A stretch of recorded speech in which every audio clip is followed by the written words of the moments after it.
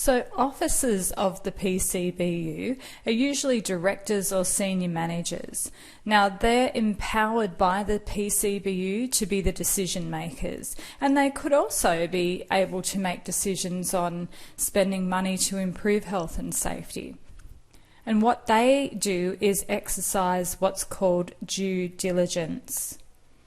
And that is that they have to take reasonable steps to acquire and keep up-to-date knowledge of workplace health and safety matters. They need to gain an understanding of the nature of the operation, so not just all of the administrative and strategic planning, but they have to have a deep understanding of the standard operating procedures operationally within the business. So if they're a senior manager, say, of a manufacturing organisation, they need to be down on the factory floor.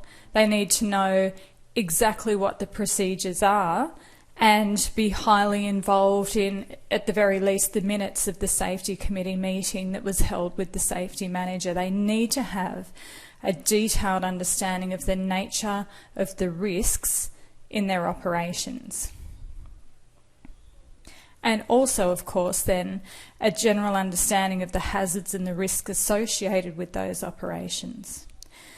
Now, they also ensure that the PCBU has and uses appropriate resources and processes to eliminate risks or minimise risk, and to receive and consider and respond to information regarding incidences, hazards and risks, and to implement processes for complying with any duty or obligation.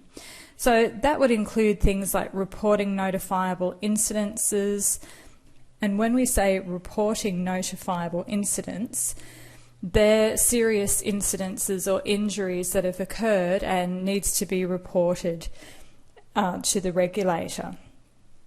They need to consult with the workers, so they can't just be creating the policies.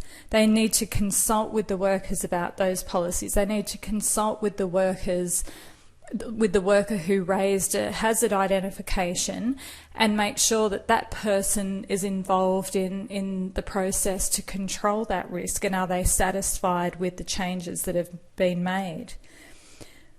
So the officers need to ensure that there's training, that they're instructing workers about health and safety. So training might be internal training, or it might be like this certificate for in workplace health and safety, nationally recognised qualification. There's Certificate 3 in workplace health and safety, Cert 2s even. But usually they will need internal training as well on their safe standard operating procedures. Officers need to verify that they've provided the resources and processes.